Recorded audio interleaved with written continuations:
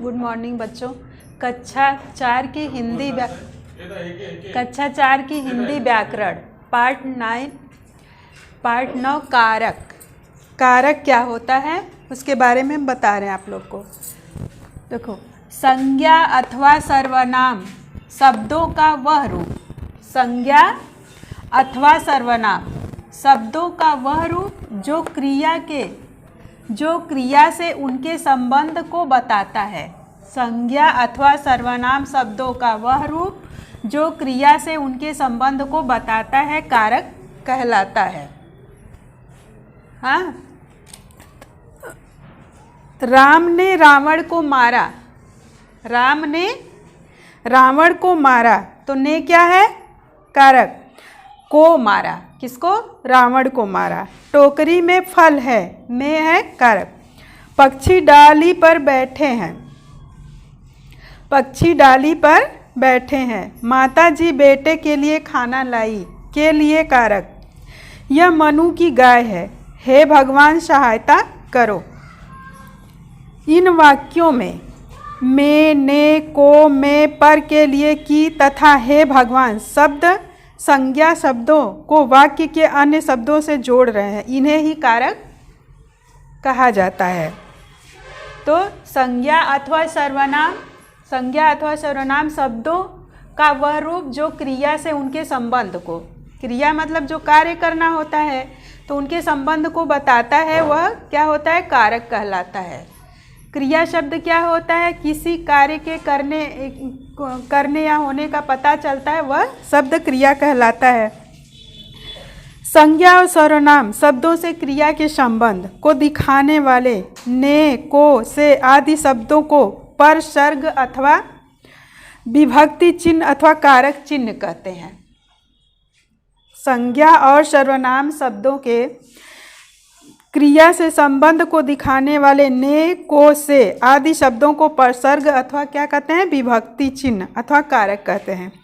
कारक के भेद, तो कारक के कितने भेद होते हैं? कारक के निम्नलिखित 8 भेद होते हैं। तो पहला क्या होता है? कर्ता कारक। पहला कर्ता कारक। कर्ता कारक क्या होता है? कार्य को करने वाले को क्या कहते हैं? कर्ता कारक। जो कार्य करता है उसे कर्ता कारक कहते हैं। इसका चिन्ह है ने। जैसे विपुल ने पुस्तक पढ़ी, विपुल ने पुस्तक पढ़ी तो ने क्या है? कर्ता कारक है। विपुल ने पुस्तक पढ़ी। राष्ट्रपति ने हमें सम्मानित किया। बालकों ने शोर मचाया। बालकों ने, शोर किसने मचाया? तो बालकों ने। यहाँ विपुल, राष्ट्रपति और बालक क्या है? कर्ता है। और दूसरा है कर्म कारक। दूसरा क्या है? पहला हो गया कर्ता कारक, दूसरा है कर्म कारक। वाक्य में कर्ता के कार्य का, वाक्य में कर्ता जो व्यक्ति कार्य को करता है तो कर्ता के कार्य का के बारे में जिस पर सबसे अधिक प्रभाव पड़ता है उसे क्या कहते हैं? कर्म कारक कहते हैं। पुस्तक को ध्यान से पढ़ना चाहिए। पुस्तक को ध्यान से पढ़ना चाहिए। किसान फसल को लाता है, बंदर फल खाता है। यहाँ पुस्तक, फसल तथा फल कर्म कारक है। क्या है? कर्म कारक है। अब तीसरा है करण कारक। करण कारक जिस वस्तु की सहायता से, मतलब जिस वस्तु की सहायता से हम कार्य को पूरा करते हैं उसे करण कारक कहते हैं। जिस वस्तु की सहायता से हम कार्य को पूरा करते हैं वह करण कारक होता है। करक कारक का चिन्ह होता है से तथा के द्वारा। जैसे मयंक रेडियो से गाना सुनता है, मयंक रेडियो से गाना सुनता है। अमर डंडे से कुत्ते को मारता है। शारदा पत्थर के द्वारा जामुन तोड़ती है। यहाँ रेडियो, डंडे तथा पत्थर क्या है? करण कारक है। चौथा है संप्रदान कारक।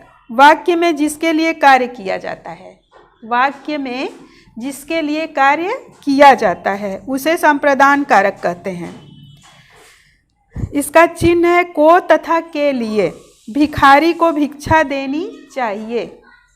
लोगों ने संत के लिए कुटिया बनाई। माता बच्चे को दूध पिलाती है। यहाँ भिखारी, संत तथा बच्चे क्या है? संप्रदान कारक हैं। अब पांचवा है आपादान कारक। वाक्य में जिस वस्तु से कोई वस्तु अलग की जाती है, तो वाक्य में जिस वस्तु से कोई वस्तु अलग की जाती है तो उसे वस्तु अलग होती है, उसे आपादान कारक कहते हैं। वाक्य में जिस वस्तु से कोई वस्तु अलग होती है या उसे अलग किया जाता है तो उसे क्या कहते हैं? आपादान कारक। आपादान कारक का चिन्ह है से। पेड़ से पत्ते गिरते हैं, पेड़ से चिड़िया उड़ती है, दीपक गांव से आता है। यहाँ पेड़ और गांव आपादान कारक है। अब छठा है संबंध कारक, जो संबंध को जोड़ता है या संबंध के बारे में बताता है। जब संज्ञा अथवा सर्वनाम के संबंध अर्थात उनके रिश्ते के विषय में बताता है तो इसका संबंध दूसरे से बताया जाता है, उसे संबंध कारक कहते हैं। संबंध कारक के चिन्ह होते हैं का, की, के, रा, री, रे। संबंध कारक के चिन्ह क्या होते हैं? का, की, के, रा, री, रे। जैसे उनके गांव में एक कुआं है, तुम्हारी माताजी बहुत अच्छी हैं, नवीन के पिता अध्यापक हैं। यहाँ उनके, तुम्हारी तथा नवीन संबंध कारक है। सातवां है अधिकरण कारक। जिस वस्तु अथवा स्थान पर कार्य किया जाता है, जिस वस्तु अथवा स्थान पर कार्य किया जाता है उसे अधिकरण कारक कहते हैं। इसका चिन्ह है में तथा पर। इसका चिन्ह क्या है? अधिकरण कारक का में और पर। छत पर बिल्ली है, मेज पर रामायण रखी है, टोकरी में फल रखे हैं। यहाँ छत, मेज तथा टोकरी अधिकरण कारक है। अब आठवां है संबोधन कारक। जैसे संबोधन करके किसी को बुलाया जाता है, जिसे पुकारा जाता है अथवा संबोधित किया जाता है, उसे संबोधन कारक कहते हैं। संबोधन कारक के चिन्ह है हे, अरे। संबोधन कारक सदैव संज्ञा शब्दों में होता है, जैसे राधिका, यहाँ आओ। हे राम, यह तूने क्या कर डाला? अरे आलोक, क्या तुम मेरा कहा न मानोगे? यहाँ हे राधिका, हे राम तथा अरे आलोक संबंध कारक है। ये संबंध के बारे में बताता है। थैंक यू बच्चों।